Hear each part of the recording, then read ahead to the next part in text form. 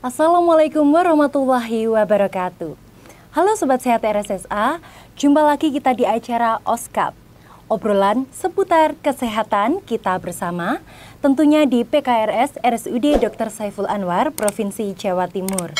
Nah, di episode kita yang ke-8 kali ini, kita akan membahas tentang penyakit paru obstruktif kronis dalam rangka memperingati Hari PPOK Internasional.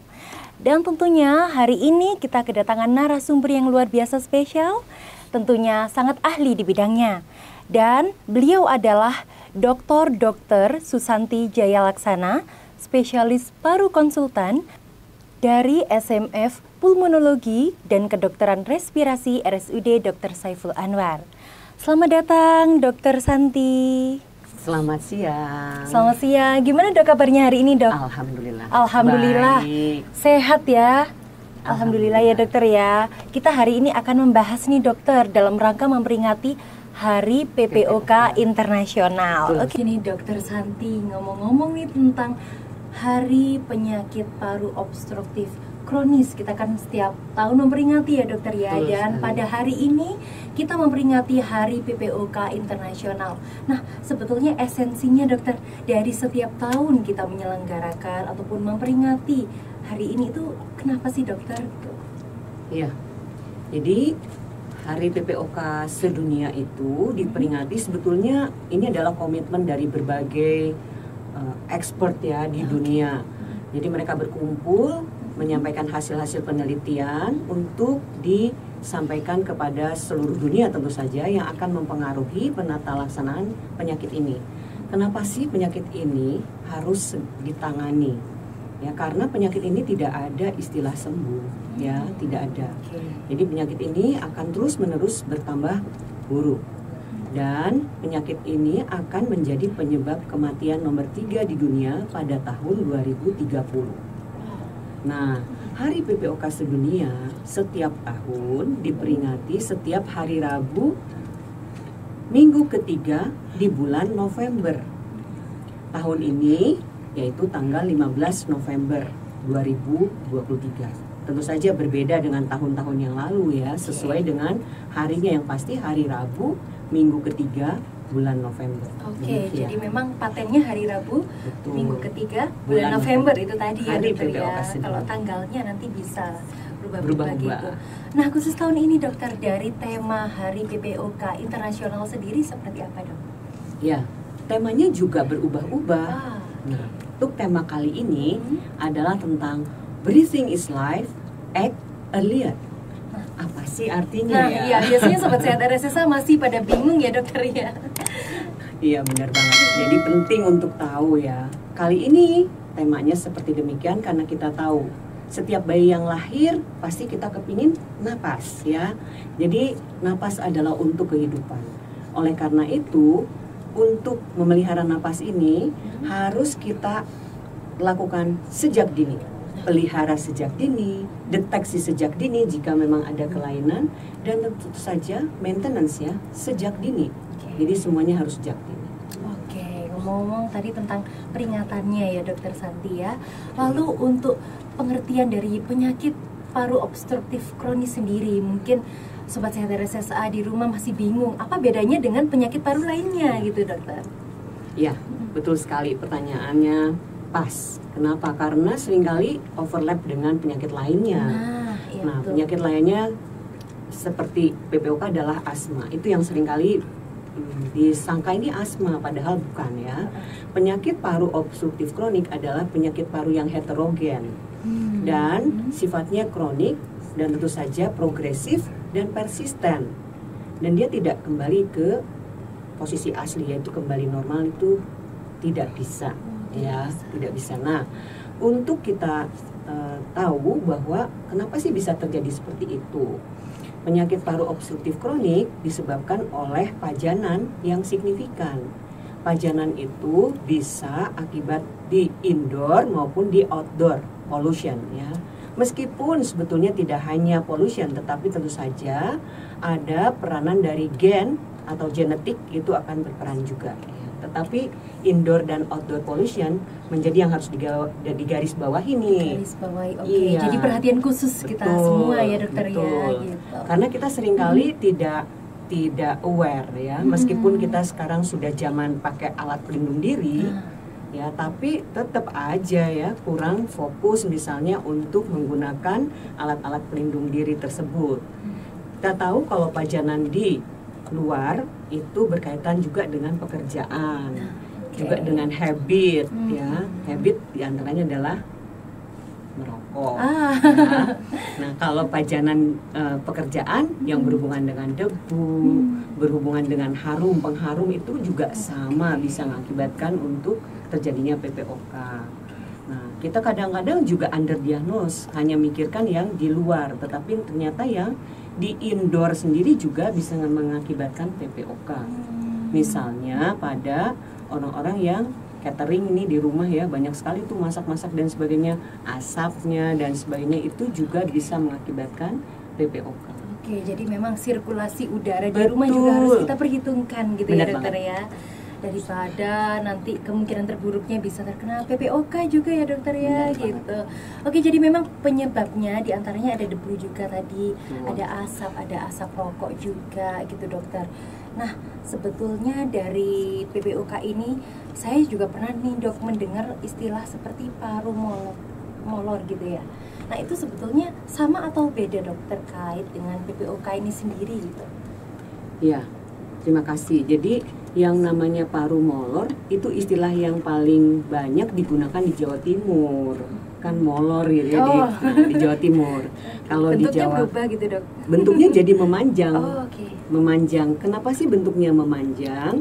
Karena kan kalau kita bernapas sebetulnya harusnya kita bisa mengeluarkan karbon.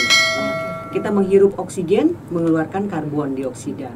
Harapannya karbon itu dibuang seutuhnya karena kan tidak dipentingkan lagi di dalam kita proses bernapas. Betul. Ya. Nah, sayangnya pada pasien-pasien PPOK ini tidak bisa mengeluarkan karbon secara utuh. Jadi ada sisa, terus tambah lama tambah banyak sehingga paru yang tadinya normal tambah lama tambah turun, tambah molor. Kenapa dia sesak? Karbon ya? Betul, berisi karbonnya itu. Seperti kalau kita gelas itu kalau misalnya kosong, kita enak ya menghirup udara, oksigennya akan banyak sekali terhirup. Tapi kalau misalnya gelasnya sudah terisi, maka oksigen yang masuk ya tinggal separuhnya atau sepertiganya. Maka dia akan menjadi lebih sesak, berupaya untuk menaikkan proses untuk napasnya. Kecepatan napas. Tadi ngomong-ngomong tentang PPOK ya dokter ya, penyebabnya juga salah satunya kan ada asap rokok ya dokter ya. Betul gitu.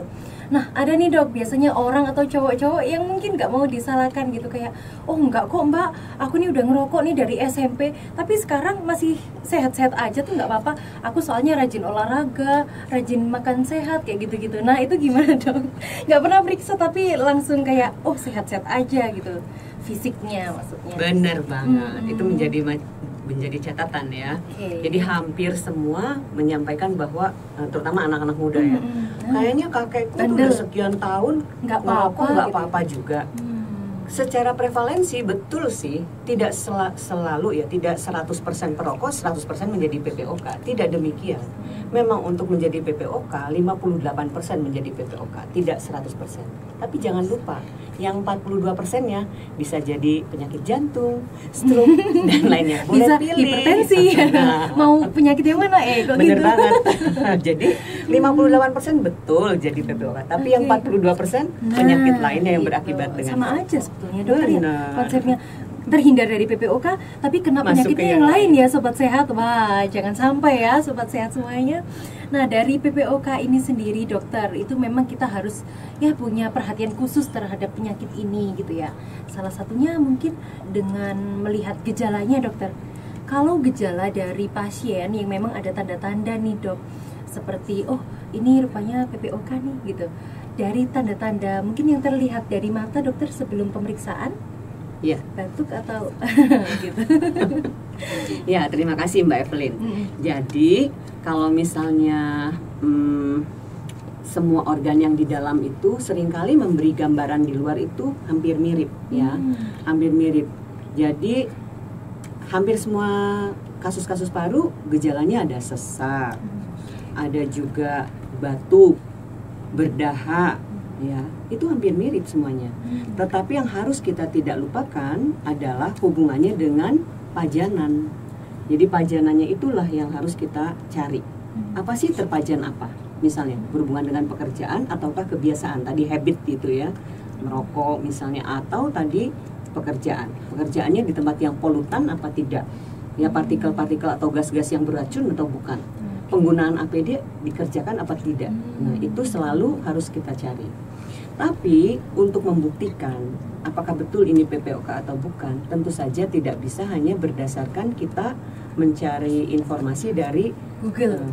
Wah, Mbak Google banget ya.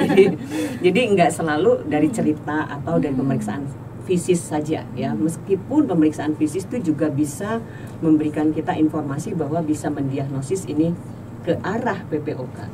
Tapi pembuktiannya harus dilakukan tes tiup atau yang disebut dengan spirometri. Dan RSSA, Mbak Evelyn, punya alat yang jauh lebih canggih. Bisa punya spirometrinya dan bisa melihat seberapa sih sisa dari gas yang ada di dalam paru yang tidak bisa dikeluarkan. Yang disebut dengan residual volume, itu kita punya alatnya yang disebut dengan body plethysmograph. Keren ya RSSA ya, langsung terdeteksi ya dokter ya. Alatnya sudah canggih, sudah lengkap. Dokter-dokter yang di sini juga sudah sangat profesional, sudah ahli di bidangnya ya dokter ya gitu. Jadi memang dari gejalanya sendiri ini kita melihatnya itu memang harus periksa dulu ya dokter ya. Ya, tidak bisa dilihat dari ciri-ciri. Ciri-cirinya sebenarnya sih hampir sama, tetapi tetap kita punya gambaran ya dari pasiennya. Tadi selain pajanan, pada saat kita pemeriksaan, kalau sudah derajatnya derajat yang berat, itu kita bisa memeriksa misalnya dadanya disebut dengan barrel chest atau dada tong. Artinya kalau kita sebetulnya kita diameter antara antara anteroposterior itu antara ini bukan depan belakang, tapi kiri kanan itu dibandingkan depan belakang itu kan kita lebih lebar yang kiri kanan ya. Nah kalau pada pasien PPOK karena sudah banyak gas di dalamnya seperti tong, artinya kiri kanan dengan depan belakang itu sama. Ya, jadi seperti bundar seperti itu karena penuhnya itu tadi gitu ya dokter ya. Kalau dari faktor penyebab tadi dok ya, risiko mungkin ya tadi itu ada yang dari indoor, ada yang outdoor, ada yang faktor kebiasaan juga mungkin ya. Dari beberapa faktor tersebut dokter ya, kita mungkin yang lebih banyak bisa terkena PPOK itu sendiri dari faktor yang mana dulu dok? Mungkin yang lebih riskan gitu istilahnya. Yang lebih riskan ya. Sebetulnya kedua-duanya tidak ada perbedaan, baik indoor maupun outdoor. Dulu kita berpikir hanya outdoor pollution ya, jadi benar-benar hanya outdoor. Tapi ternyata dengan berkembangnya penelitian dan sebagainya, ternyata biomass ataupun indoor pollution itu mempunyai risiko yang sama. Seperti itu. Nah biasanya orang yang kena PPOK sendiri ini biasanya mulai dari usia berapa dok? Atau mungkin anak-anak memiliki faktor risiko yang sama terhadap kita sebagai usia dewasa, karena kan kita di rumah mungkin punya ayah yang merokok atau mama kita punya catering gitu ya dokter ya, kita ya di lingkungan seperti itu gitu. Ya betul sekali, pertanyaan yang keren Mbak Evelyn. Jadi memang benar banget ya, kita semua untuk memahami pasien PPOK itu seringkali kita tahu bahwa pasien PPOK terjadi pada usia di atas 45 tahun. Karena kita tahu bahwa pasien-pasien PPOK ini adalah suatu pasien yang prosesnya itu enggak sebentar. Bukan yang akut, bukan, tetapi yang kronik, berjalannya dengan waktu.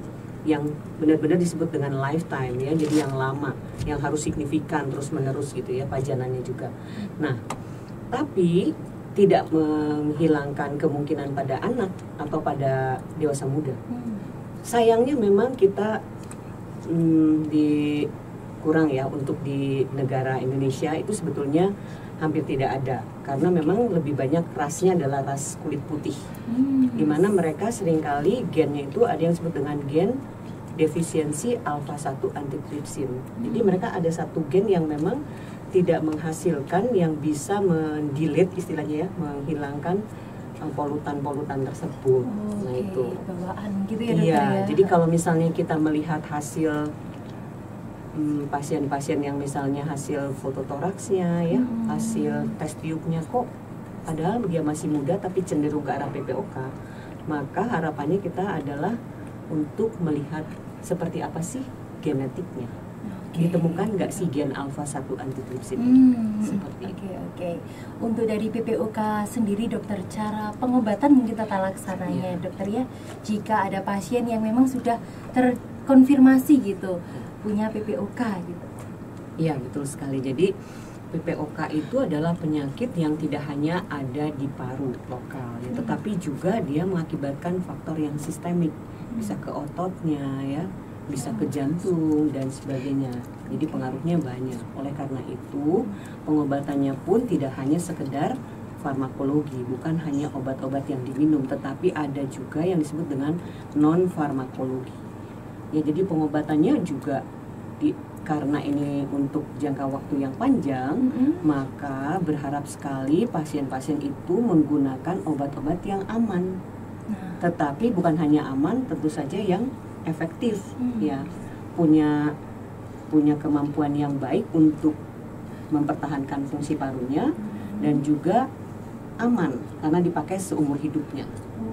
Nah, oleh karena itu obat-obatnya disarankan menggunakan obat-obat yang dihirup, ya obat-obat yang diinhalasi. Ini juga aku pengen ngasih tahu loh, seringkali kalau misalnya yang menggunakan obat-obat inhalasi itu di dalam mindsetnya, aduh jangan nanti ketagihan. Nah itu ya, jadi seringkali mindsetnya jangan sampai pakai obat yang disedot nanti ketagihan. Istilah ketagihan buat saya sendiri itu kurang tepat ya, karena ketagihan itu selalu konotasinya negatif jelek, ya, dokter, negatif ya itu ya. Tapi harus diambil bahwa ini digunakan sebagai kebutuhan, ya karena badan kita sudah tidak sama dengan yang normal. Artinya membutuhkan sesuatu yang harus digunakan setiap hari dari luar. Tapi dengan menggunakan obat-obat yang diinhalasi, dia lebih aman karena dosisnya sangat kecil, mikrogram. Yang diminum dosisnya miligram, 1/1000 loh, jadi kecil sekali. Artinya dampak untuk terjadi efek sampingnya kecil. Jadi memang prefer yang ini ya dokter ya, yang inhale tadi itu ya. Itu apa sama seperti yang obat asma yang di Ya itu betul dok? sekali, hampir Oke. sama, tetapi isinya berbeda. Beda.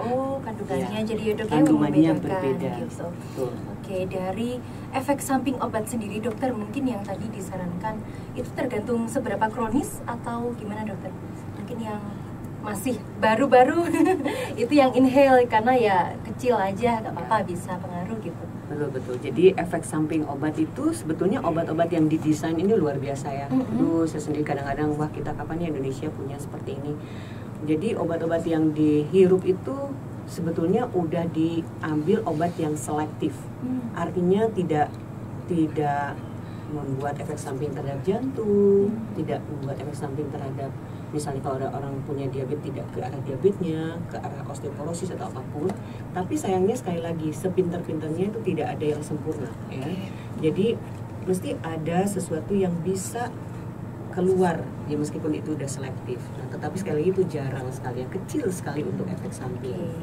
Dari efek sampingnya sendiri dokter, mungkin dari penyakit paru lainnya ya seperti TBC gitu ya, itu yang beberapa pasien itu juga mengalami ya efek sampingnya seperti kulitnya menghitam gitu. Dari efek samping obat yang kita konsumsi PPOK ini, pasien PPOK itu seperti apa dok? Mungkin ada perubahan kulit atau lainnya? Insya Allah enggak ya, kalau dari efek obat itu tidak ada. Apalagi kalau orang-orang PPOK ini juga mau mengimbangi dengan farmakologi, non farmakologi. Non farmakologi itu harus mau olahraga. Penting Ya, banget. nanti kita mengajak loh olahraga untuk semua itu ya, untuk Kebetulan di RSSA ini setiap jam 10 sudah disiarkan juga ya kepada Sobat Sehat RSSA semuanya terkait ajakan germas, karena sudah ada suratnya dari pemerintah Provinsi Jawa Timur. Jadi memang harus kita turuti ya dokter ya. Benar kita banget. Sesibuk apapun kita di tempat kerja ya luangkan waktu 5 menit aja buat senam germas gitu ya dokter Ya, ya, karena setuju. memang efeknya banyak sekali ya dok ya. Banyak sekali. Salah satu bentuk pencegahan juga kepada penyakit PPOK ini sendiri gitu ya. Khusus Oke. PPOK kita punya ini sih, punya senam. Oh ada Senam senamnya? pernapasan ya. Oke, wah ini nanti Ya. akan di-share di Instagram ataupun sosmed lainnya ya dok ya. Kita Sosmed ajak ya. semua untuk ikut senam pernapasan. Oke, Untuk biar kali ini semuanya tanggal sehat. 15 Mbak Evelyn. Oh iya. Tanggal 15 ya, kita bareng-bareng senam pernapasan di alun-alun. Oh, alun-alun Malang sini ya dok ya. Iya, bareng-bareng. Boleh sekalian diinfokan dok kepada Sobat Sehat RSSA semuanya. Jamnya mungkin? Jam 6 pagi. Wow, pagi sekali. Oke, memang senam kan bagusnya pagi ya dok ya. Pagi. Jam 6 gitu. Oke. Boleh nih dicatat semuanya ya. Jam 6 pagi ya, kita Oke. rame-rame kita senam bareng di alun-alun Kota Malang. Insya Allah habis subuhan dari orang-orang yang dari Masjid Jami bisa bergabung juga bareng kita ya di sana ya untuk sama-sama senam pernapasan. Jadi memang kita juga ada kegiatan-kegiatan dalam rangka memperingati Hari PPOK Internasional itu ya dok ya. Oke, tadi kita ngomong-ngomong terkait pengobatannya ya dokter ya. Sekarang kita bahas terkait ini dok, bagaimana jika pasien-pasien ini tidak mau konsumsi obat ataupun obat hirup, mungkin yang ada alergi obat dokter. Nah itu disarankannya atau dengan plan B seperti terapi ataupun mungkin ada suntik-suntik gitu. Mungkin. Sebetulnya sampai dengan saat ini belum ada ya terapi lain selain obat-obat yang dihirup yang menjadi pilihan, karena sekali lagi efek sampingnya kecil dan efikasinya tinggi. Tetapi kalau misalnya memang tidak bisa atau tidak mau dengan obat-obat hirup, memang ada obat-obat yang diminum. Tetapi obat yang diminum ini harus kita edukasikan bahwa itu efek sampingnya besar dan tentu saja akan mengakibatkan mungkin ya disfungsi dari organ lainnya. Salah satunya tadi yang disebutkan Mbak Evelyn, entah itu kena kulitnya, entah itu kena ginjalnya, entah gitu. Nah itu yang kita tidak harapkan sebenarnya kalau kita gunakan dalam jangka waktu yang panjang.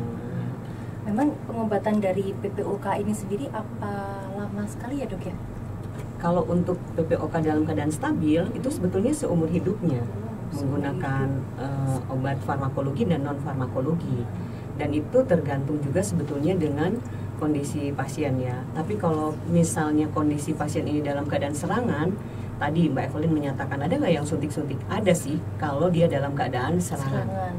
Kalau dalam keadaan serangan di UGD nggak bisa pakai yang obat minum, orangnya lagi sesak megap-megap ya mestinya harusnya dikasih yang langsung tindakan injeksi atau memang boleh nebulisasi atau didripkan lewat vena ya, intravena. Oke, tadi ngomong-ngomong terkait pengobatan, mungkin apalagi ini pengobatannya seumur hidup gitu ya dokter ya.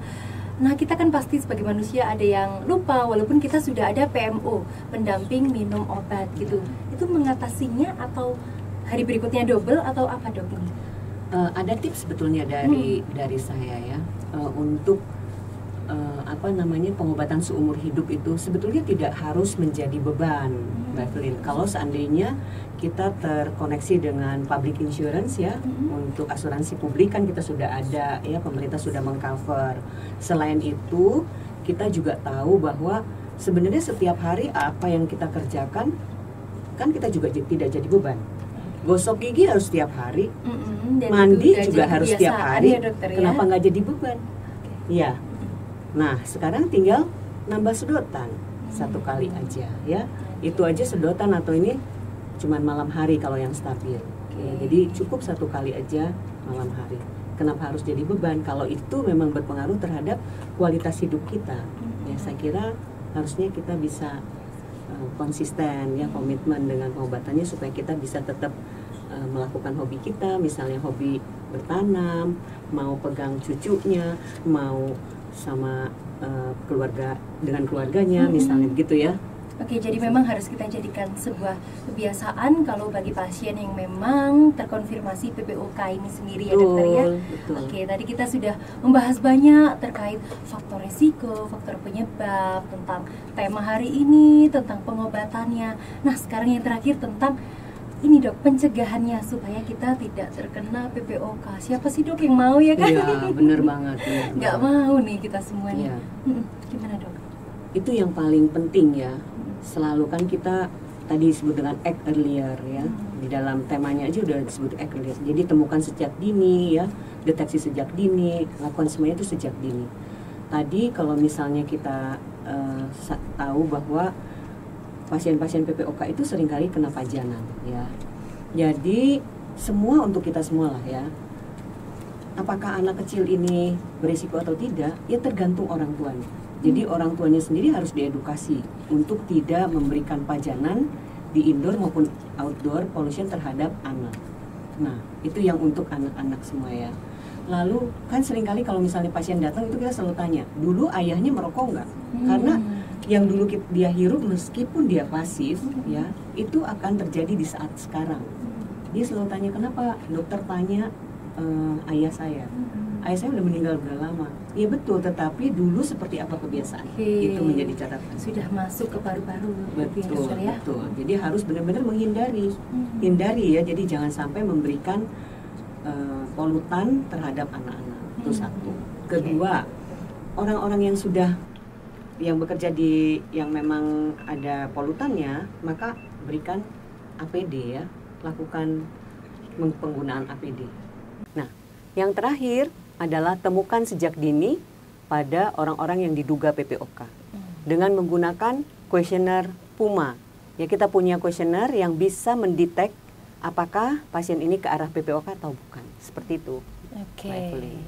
Nah, itu tadi teman-teman, sobat sehat RSSA semuanya terkait cara kita mencegah supaya kita terhindar dari PPOK atau penyakit paru obstruktif kronis. Wah, kita sudah lengkap sekali ya dokter ya hari ini ya. Kita sudah banyak membahas tentang PPOK ini dalam rangka memperingati Hari PPOK Internasional 2023. Nah, terima kasih banyak Dr. Susanti Jaya Laksana, spesialis paru konsultan yang tadi sudah sharing-sharing kepada sobat sehat RSSA semuanya. Semoga Dokter Santi sehat selalu ya dok. Amin, ya robbal alamin. Supaya kita bisa ketemu next time ya dokter ya, kita bahas yang lainnya gitu ya terkait ini. Oke, terima kasih banyak sobat sehat RSSA semuanya. Mungkin ada yang mau disampaikan lagi dokter? Untuk closing statement-nya. Oke. Mbak Adeline. Jadi kita punya kerjasama dengan Dinas Kesehatan mengenai pengabdian masyarakat untuk mendeteksi dini penyakit paru obstruktif kronik, sehingga kita bisa mendapatkan pasien-pasien yang diduga PPOK dan hasilnya akan kita share di dalam acara talk show dengan Dinas Kesehatan Kota Malang pada tanggal 24 November hari Jumat jam 13. Kita tunggu. Oke, wow, jangan lupa ya, catat tanggalnya nih. Tanggal berapa? 24 November 2023, Sobat Sehat RSSA semuanya. Oke, baik, terima kasih banyak Dokter Santi. Semoga kita bisa ketemu lain kali, lain waktu gitu dokter ya. Baik, cukup sekian dari kami. Terima kasih. Wassalamualaikum warahmatullahi wabarakatuh. Dan sampai jumpa di episode berikutnya.